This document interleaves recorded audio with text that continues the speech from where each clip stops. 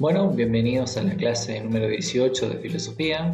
En esta última clase vamos a hablar un poco sobre lo que es la filosofía latinoamericana y algunos autores en particular de la filosofía particularmente argentina. En cuanto a las características de la filosofía latinoamericana, podemos decir que de entre las corrientes que más fuerza han tomado en ella han sido principalmente la filosofía social y política,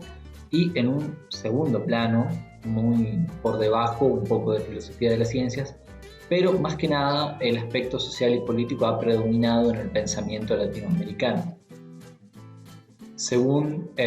Arturo Andrés Roy, él decía que básicamente nuestra filosofía tenía que tener un corte un poco más historicista y no tan academicista, principalmente para separarnos un poco de la filosofía que se estudia en la universidad, ya que la filosofía que se estudia en la universidad es la filosofía de corte y tradición históricamente occidental, pero más que nada europea. Piensen en Grecia, piensen en Alemania, piensen en Inglaterra, pero básicamente esos problemas de la filosofía europea no siempre nos llegan a representar. Después podemos decir de que todo el inicio, desde la década de más o menos el 70 hasta nuestros días, de la filosofía latinoamericana, la cual es relativamente joven, se ha constituido de alguna manera a partir de la idea de identidad, de buscar una identidad tanto cultural como filosófica de Latinoamérica. Es decir, entrar en la discusión de si realmente tenemos una identidad propia o no, si tenemos una filosofía propia o no, si tenemos una cultura propia o no. Ustedes habrán trabajado, tanto en historia como en otras materias, conceptos, qué sé yo, como endoculturización, en donde muchas veces nosotros reconocemos que hay sociedades que mediante el control, ya sea económico o la influencia que pudieran llegar a tener por ser colonias de alguna ciudad europea, han sufrido por ahí algún tipo de subyugación cultural al mismo tiempo, y esto también influye en la filosofía. Si nosotros pensamos que buena parte de la música que escuchaban nuestros abuelos era música europea, evidentemente buena parte de las ideas que ellos tenían y trajeron consigo también eran ideas europeas. Por lo tanto, cabe esta pregunta de si realmente existe una filosofía latinoamericana o no, ya que no muchos de los autores que nosotros hemos tratado este año eran particularmente latinoamericanos. Entonces, cabe preguntarse un poco por el tema de si realmente podemos constituir una identidad filosófica en Latinoamérica y principalmente en Argentina. Por lo tanto, el concepto central de toda esta filosofía, además de este concepto de identidad, va a ser el de colonialidad. Van a decir de que de alguna manera nosotros seguimos colonizados por las potencias europeas o por Estados Unidos, no ya en lo que tiene que ver con el estado político, sino lo que tiene que ver con las ideas y el pensamiento. Algunos de estos autores van a llegar a decir inclusive que los europeos piensan que ellos son el eje del pensamiento y que creen que todo el resto del mundo se tiene que acomodar. En términos más prolijos, pero más o menos van a trabajar esto. Por lo tanto, nosotros vendríamos a ser una colonia intelectual de Europa, en la cual nosotros no operamos con nuestras propias reglas, sino que operamos con una suerte de agenda o calendario de ideas que se proponen desde otras partes del mundo. Algunos de los autores que nosotros podemos reconocer de este periodo de inicio de la filosofía latinoamericana provienen de distintos países. Tenemos probablemente a Augusto Salazar Bondy como uno de los primeros que empezó a hablar de filosofía latinoamericana. No obstante, lo hizo en un tono negativo que ahora profundizaremos. Al mexicano Leopoldo Sea, tenemos al mencionado Arturo Roy,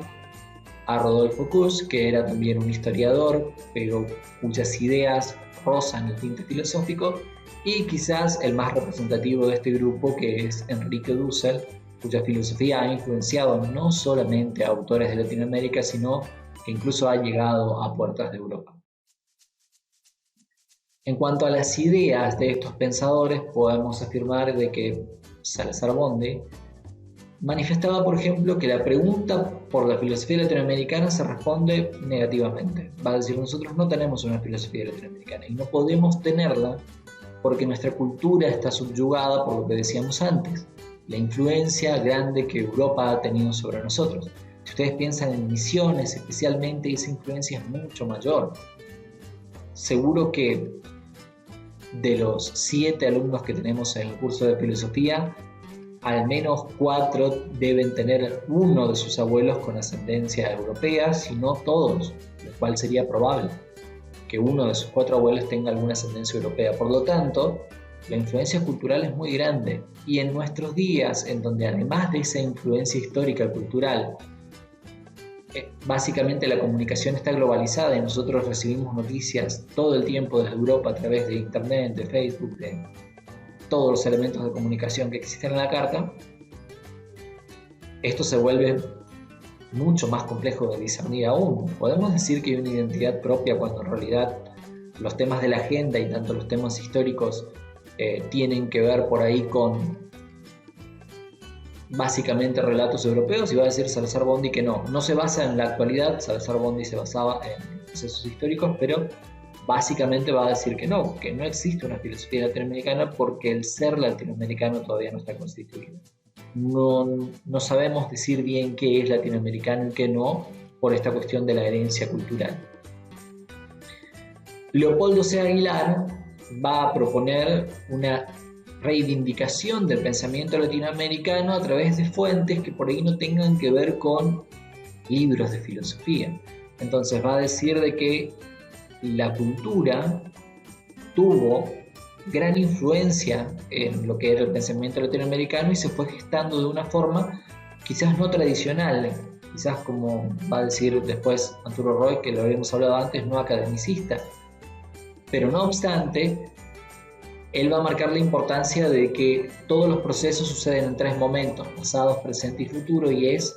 muy importante tener en cuenta los 3. Por lo tanto, tener en cuenta el pasado del pensamiento latinoamericano implica ir a las bases, quizás buscando ese pensamiento en personas que no se definieron a sí mismos como filósofos. Se va a hablar, por ejemplo, de Sarmiento como un pensador en la Argentina, se va a hablar de los principales referentes políticos como Leandro Nalén, como, también literatos como podría ser Jorge Luis Borges, en donde vemos que a partir de esa reivindicación tradicional del pensamiento, de esas raíces no académicas, básicamente nosotros podemos empezar a constituir esta identidad que es de la que hablábamos antes, que es muy importante para nosotros, identidad tanto de pensamiento como cultural en Latinoamérica. Andrés Roy va a decir de que para que el trabajo sea realmente latinoamericano tenemos que hacer lo que dijimos antes, basarnos en una perspectiva más historicista que académica, salir un poco del análisis particular de lo que se estudia en las universidades y empezar a ver cómo el pensamiento fue transformando la realidad, por lo tanto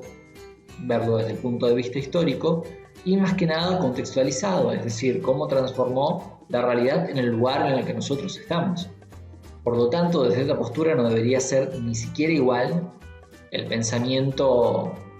misionero que el pensamiento de Buenos Aires, puesto que atravesaron históricamente procesos muy distintos. Después, Rodolfo Kusch va a dar una visión totalmente diferente, en donde va a decir de que el pensamiento de Latinoamérica se va a basar en lo que tiene que ver con la tradición precolombina, con las culturas precolombinas, es decir, los pueblos originarios, y también con lo que tiene que ver con el conocimiento popular, lo que llega hasta nuestros días en base a lo que nosotros percibimos de esa tradición puramente americana. Es cierto, va a reconocer Rodolfo que hay influencia de lo europeo, pero va a decir, si nosotros queremos ir a la esencia del pensamiento estrictamente latinoamericano, hay que empezar por reconstruir desde ahí, desde la tradición precolombina, incas, guaraníes, mayas, aztecas, empezar a trabajar a partir de los principios esenciales que tenían esos pueblos originarios y a partir de ahí ir avanzando para ver qué le fuimos agregando, cómo fue influenciando ese principio de la tradición europea, si lo cambió, si no lo cambió, en qué medida se transformó, pero partir siempre de eso. Y Enrique Dussel, que es por ahí el filósofo más representante de los que estamos hablando, básicamente de lo que habló fue del concepto de liberación. Él va a decir que nosotros, como venimos nombrando antes, estamos subyugados por el pensamiento europeo. Algo similar a lo que decía Salazar Bondi, pero no se va a quedar con la idea de que nosotros estamos subyugados y ya está, y no es posible hablar de filosofía latinoamericana, sino que lo que va a proponer es iniciar este proceso de liberación. Propone una suerte de cambio de eje en donde no sea Europa el centro de todo y no lo entendamos nosotros Europa como el centro de todo, que sería lo central. No entender que lo que se discute en Europa es más importante que lo que se discute acá, sino poner a Latinoamérica en el centro y después a Europa en un segundo plano. Empezar no a hablar de qué también, por ejemplo, está la economía en Europa, sino a hablar de nuestra economía y de cómo mejorarla. Empezar a hablar de no solamente de la cultura europea, sino de cuál fue nuestra cultura originalmente y de cómo mejorarla. Correr al centro, vender nuestro pensamiento, vender las ideas, no venderlas en un sentido mercantil, pero sí exponerlas.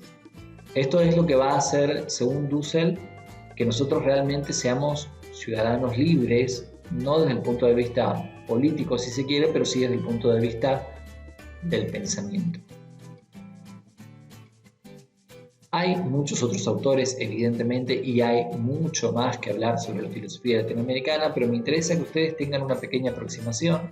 que vayan conociendo, que sepan lo que dijimos antes, de que no solamente se basa en libros de filosofía, sino que también se basa en historia, en literatura, el pensamiento latinoamericano, y quizás, solamente por agregar algo, decir que nuestro país particularmente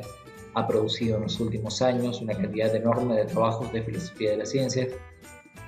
los cuales por ahí no son tan relevantes y son un poco complejos como para tratarlos en poco tiempo, pero que sí es importante que lo sepan porque seguramente cuando vayan a alguna carrera van a